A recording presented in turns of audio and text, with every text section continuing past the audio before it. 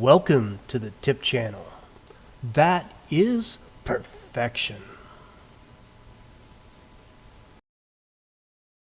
Hello and welcome back to the tip channel. Today we're going to take a look at refacing Anderson Patio Doors. Now, why are we doing refacing instead of refinishing? Well, an Anderson door has a wood substrate, and then right on top is a piece of thin layer of wood veneer. So if you took the time to strip it and you went to go to sand it, it would be very easy to sand through that top layer of veneer, and it would be a lot of work. So what we're going to do instead is refacing. Now, refacing has been very popular in the industry for kitchen cabinets for half a century already. And it's a process where they cover the cabinets with either high pressure laminate or wood veneer, and then actually put on new doors and new drawer heads.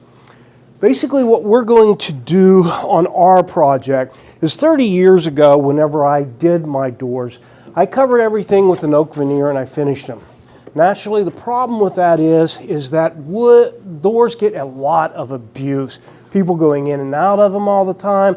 You get a little bit of moisture coming in, getting on the finish, deteriorating it. So not a real good finish. What we're going to use instead is high pressure laminate.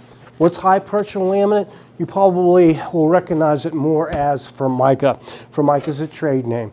In this case, we are actually using a Formica name brand laminate, and this is actually a cherry. Now, I would have preferred to find something in oak, but I was looking for something the same color as what I had.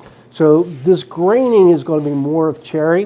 Whenever they make this, they actually do photostack copy a real piece of wood. So we're seeing a cherry graining in here, but my color tone is good. And this is going to be extremely durable whenever we get finished with our project. So we're going to take you through step by step how to remove them and the process of refacing the Anderson Patio door. Now that we have our doors down and we're back in the shop, very first thing that we need to do is to remove the molding around the glass. And what we're talking about, very simplistic piece of molding. It's about 3/4 of an inch wide, about a 1/2 inch thick. You could either reuse your existing moldings, or naturally it would be very easy to fabricate this particular piece of molding. Just has a little router detail there on the edge and a little dadu on the back side of it. You wouldn't even have to duplicate this exactly. You could make your own type of trim. But anyways, we're going to save our trim and we're going to reuse it. So we need to naturally remove it from the door so that we can reface our stiles and rails. So do not use a screwdriver or a small pry bar. The problem with that is you're prying with a very small surface and you're going to end up either damaging the trim or damaging the door itself. Anytime I'm taking off a piece of trim in the house, or in our case trim around this glass door, I'm going to start out first of all with a putty knife, and I'm going to get this putty knife down into that crack. Now I might take a couple little taps with the hammer to get that down into there and get it started. Once I get that down in there and get it pried out a little bit, then I'll take what I refer to as a hand multi-tool. You can see that's about 3 inches. So now you're prying with 3 inches. You're taking a lot less chance of damaging product. So I'm going to get that down in there, and most of my pressure is going to be prying away from the frame of the door. I don't want to do a lot of beating down against that glass. Once you take that off, you're going to find that either the nails are going to be sticking in the door or they're going to be sticking in the trim.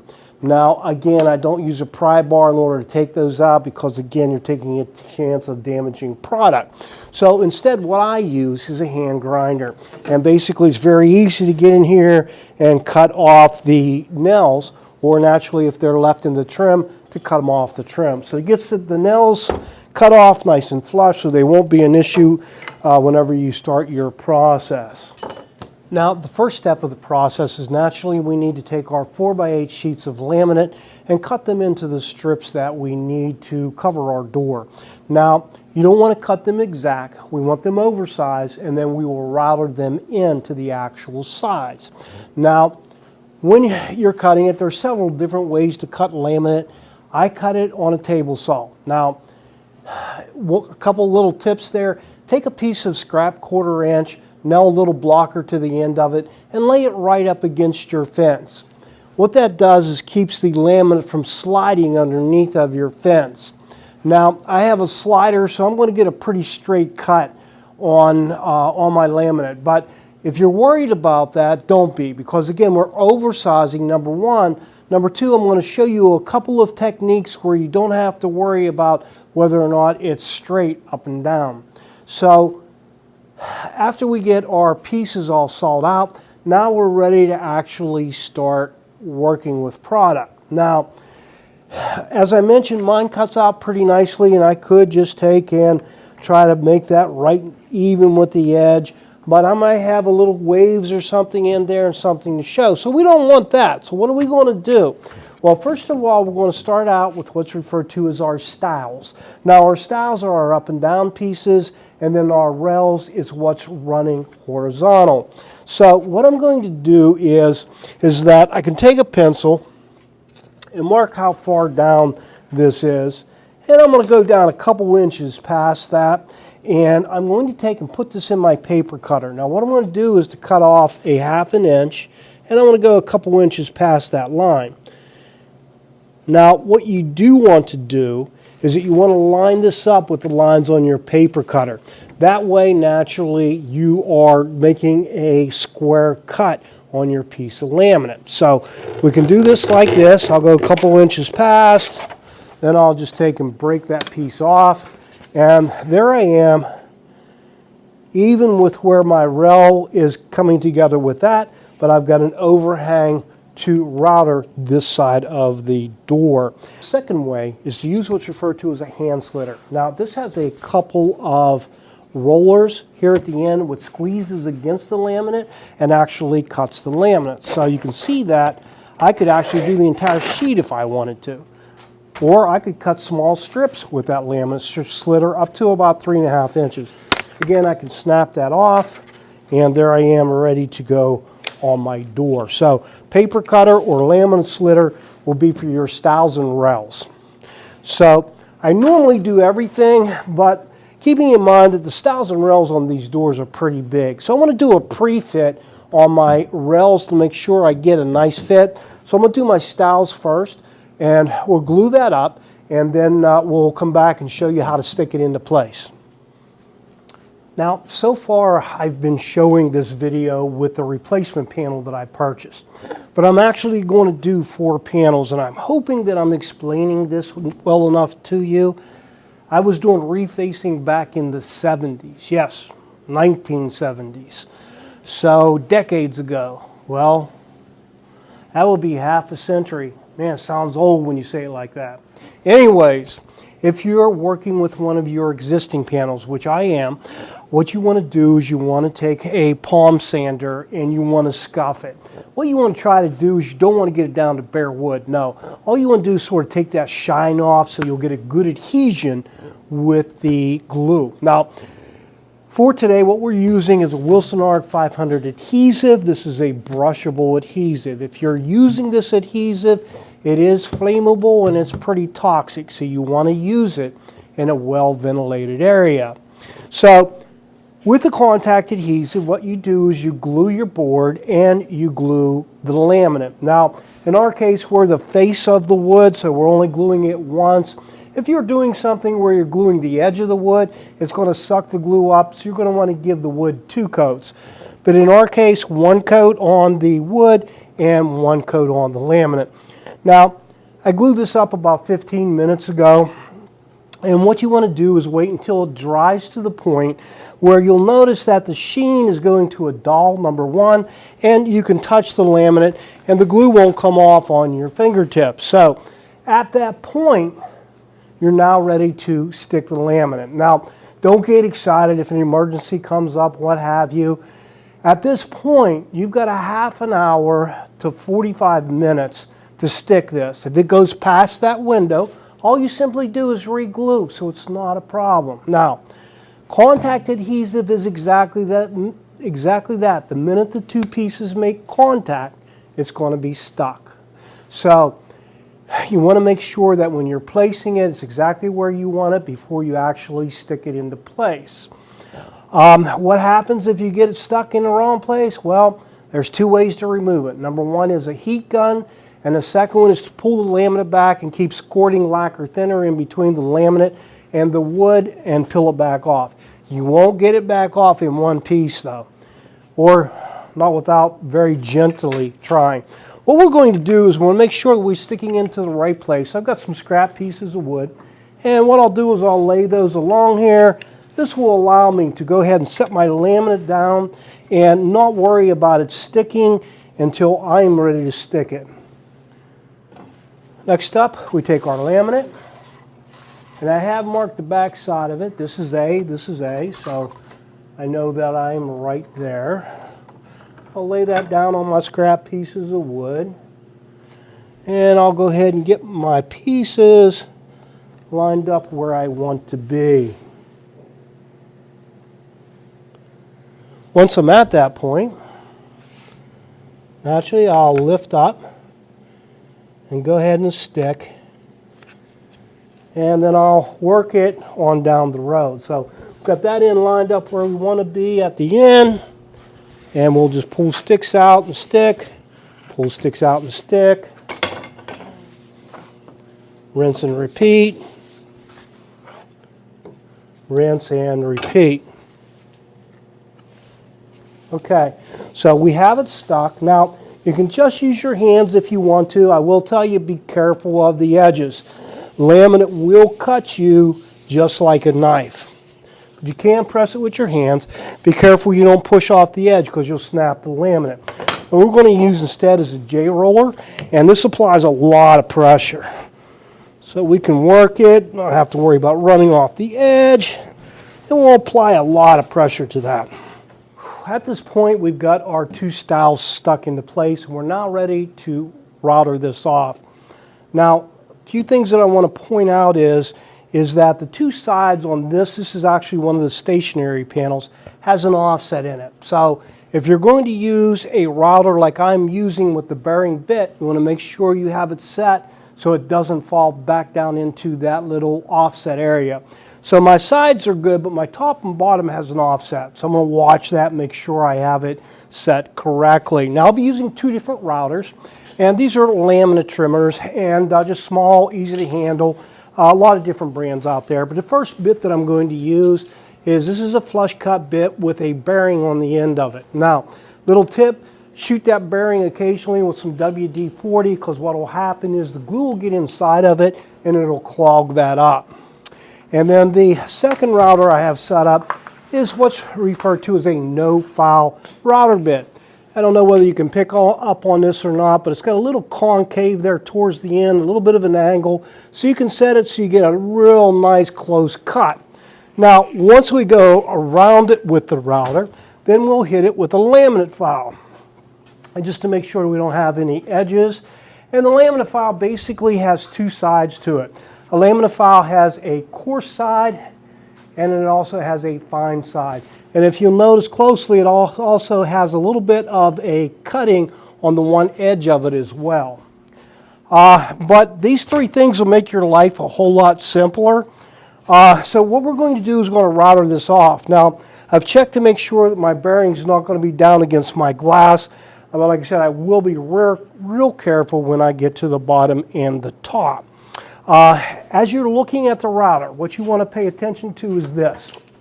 Is that the router, as you're staring down from the top, it is spinning in a clockwise motion.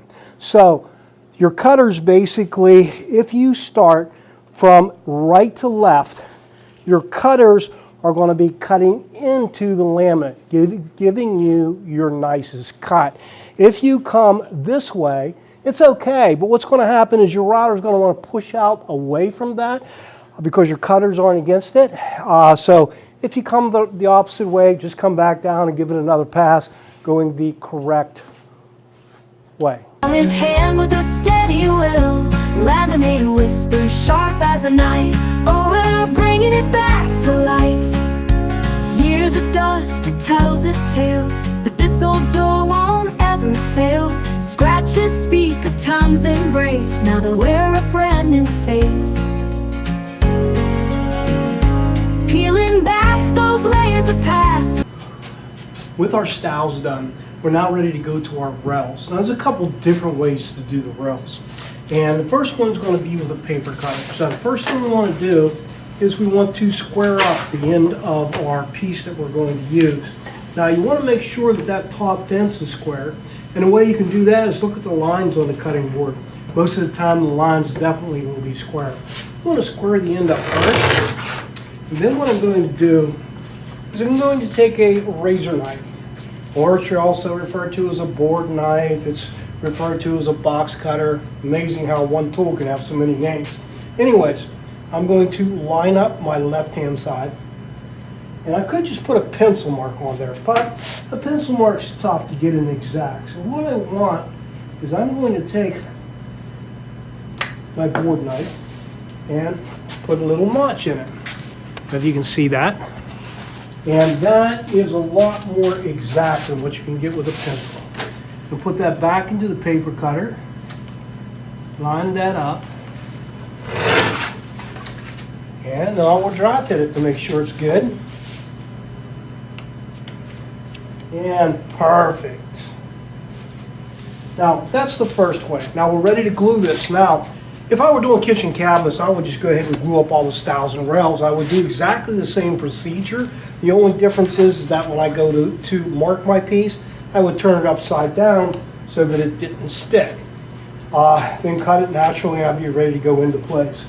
But that's one way of doing your rails. Now, a second way to do your rails on your door. This is what is referred to as a butterly underscribed router. And I'll hold it up, hopefully you can make that out. And what this router does is on the bottom plate, you can see that it has this groove. This groove follows the piece of laminate that you already have on the door. And then there is a router bit underneath of that, which actually cuts the piece of laminate that you have laying on top. So we'll show you how that works. So we have our piece of laminate cut a ½ an inch longer on both sides. So we'll go ahead, line that up, press it into place.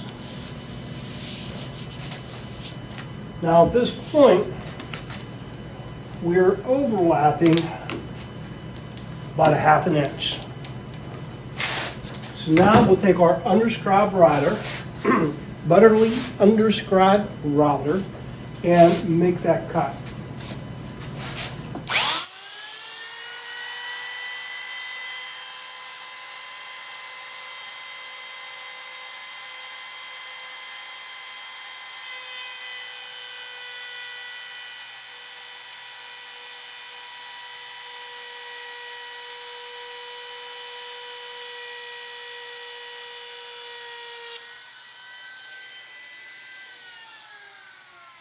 And there we have it. Just that easy. Okay, one last tidbit. When you're doing your rails, if you find that you have a 32nd, 64th of an inch gap, don't get excited. I mean, clear up to like a 16th of an inch. Go to Sherwin-Williams and they sell these little cans of putty. And get a color very, very close to what you're working with. Just take and massage that down into the crack. Hit it with some lacquer thinner to clean off the excess. And you'll be amazed that little 64th of an inch gap just went away. All of our laminates are run, and we went ahead and routed everything off. But before I forget, I do want to make one point to you. When you're cutting your laminate with a paper cutter, you want to press down, but you also want to press in. The reason being is, if not, this cutter will want to travel out some, which naturally will make your cut out a square. So down and in as you're cutting with the paper cutter. Now, first of all, let's talk a little bit about laminate. Laminate is fantastic as far as durability. What I'm talking about is you can use Windex on this. It's not going to hurt it. With laminate, you can use spick and span, top job, soap powder. You can use gasoline. We clean the excess glue off with lacquer. Now, if you're familiar with lacquer thinner, it's one of the more stronger solvents that you have. In other words, if you went out and poured some on the hood of your car, waited about 10 minutes, the paint's going to start to blister up. But anyways, it has no effect at all on the laminate. Also, laminate is very flame resistant. Not that you'd be smoking against this, but hey, maybe. It is very, very scratch resistant. Now, laminate does have a weak link. And what is that weak link? I'm sure you've probably been out to a commercial restaurant somewhere where you see a piece of laminate that's been torn off. What happens is somebody did not apply the product correctly and they left a little bit of an edge hanging over. It got caught, and that is the weak point of laminate, is that if you pull it away, you're going to chip that down. But if you hit it with a hammer on the front, you're not going to hurt it. But very, very impact resistant, but like I said, you can chip it by pulling it away from the substrate. So that's one thing you want to be very careful of. Now, with your filing, as I mentioned, we have a coarse side, a fine side, and then we also have a cut edge. If you're going to use this to go around your edges, start with your coarse, and you always want to push against the laminate. Never pull back, because you're pulling that laminate away from the substrate. So I normally go pretty flush, and I hit that with the coarse side, and then I come back with the fine side. I go at about a 45-degree angle, and I soften that edge. You want to feel it and make sure that there is no overhang. Now, this panel is a stationary panel. I also have one over here, which is going to be my hinged panel. Both of them, I took my palm sander, and I actually took and rounded the corner off on both of these. Now, the door is going to be opening and closing, so I don't want the laminate to get caught on it. With my stationary panel, I went ahead and did it anyways. I figured that as I go to install the unit, I don't have to worry about catching that laminate and chipping. So I've sanded it to the point where I've actually rounded it over, and you can see the wood would get hit before the laminate will. So I went ahead and did that. Now, we also have the scenario within these inside corners. We're dealing with a round router bit, so you're always going to end up with a little round corner left. What you want to do is you want to take the cutting edge on your file, and you want to come right in here and press in, and a little bit of an angle, and take that corner right out. So very easy to take care of that. Now, in here, naturally, you can't take your file, come in here like that, you'd be busting against your glass. So take your file, lay it flat against there, and clean that edge up. Now, you're moving back and forth on it. You're not pulling off, so you're not going to have to worry about chipping it. You want to make sure there's no glue, no overhang there, just so when you put your moldings on, it's going to fit very, very nicely. Now, I went ahead and shot my moldings yesterday, and those of you that would like to see me finish product, check out my video, Finishing with ML Campbell. Great product, and I'll take you through the entire process of finishing. But I just finished cleaning all the glue off of my door. And for that, a little bit of lacquer thinner in an aggressive rag, rub it, soak it a little bit, it'll come right off. Scrap piece of laminate, you can use it as well, scrape it off, or you can get your fingernail and scrape it off. Well, not if you use rubber gloves, but anyways. So next we are ready to attach our moldings back around our glass. Now, Anderson actually shoots these on with an 18 gauge nail. In my mind, sort of old technology. To give you an idea of the hole that an 18 gauge nail produces, that's what we're talking about. So now you got to try to fill that, recess it, what have you. Just a major pain. So 18 gauge nail, this is what we're talking about. You can see the head on that, it's huge. What I have switched to is a pin tacker. Now, what's a pin tacker? It's a 23 gauge nail. And this is the top of it. You notice something missing? There's no head. This is about the size of a needle. So when you shoot this in there, you don't even have to fill it in. Now, presently my gun shoots 1 3/8, and I understand that DeWalt just brought out a cordless model which shoots a 2-inch. And DeWalt, if you're listening, I'd love to check that gun out for you. But anyways, with a pin tacker. It doesn't have a head on it, but it gets amazing hold. What I normally do is I will take and put my molding in there. I will shoot one in this direction at a little bit of an angle, and then shoot one at this direction, a little bit of an angle. So what I'm doing is actually pinching that so that it can't come back out. Gets a nice hold, no problems at all with it, but no filling of holes. How nice is that? So side-by-side comparison, that's the 18 gauge hole. This is the 2 pin tackers. And you can see it's about the size of a straight pin, so almost disappears. Last piece of the puzzle. We have our door flipped over, and this is one of my hinge panels that I'm reusing. And I need to router out for the handle on the door. Now, with the Anderson handle, you can see we don't have a lot of coverage. So we need a pretty clean job on routering that out. Here's the problem with laminate. Again, if I drill a big old hole down through there, I'm going to get blowout because I'm pushing the product away from the substrate. So what am I going to do? I'm going to take 1/8 of an inch drill bit, and very slowly I will go down and mark dead center of my holes. So I've got my location.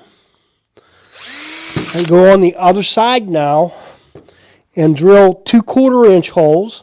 I'll drill a 1/2 inch hole on these big holes, and then I'll be able to get my router bit down there and router it out. Again, with the 1/8 inch drill bit, I'm not getting any blowout on the other side. So that'll keep everything nice and clean. Years of dust, it tells a tale, but this old door won't ever fail. Scratches speak of time's embrace, now they'll wear a brand new face. Peeling back those layers of past, found a spark that's built to last, turning trash into pure delight. With every move it feels so right. So here's to doors and second chances, old souls revived where hope dances. From faded dreams to glowing bright, we brought it back to life tonight. Pretty nice. Maybe I should just go ahead and do the window sills and jambs while I'm at it. Nah.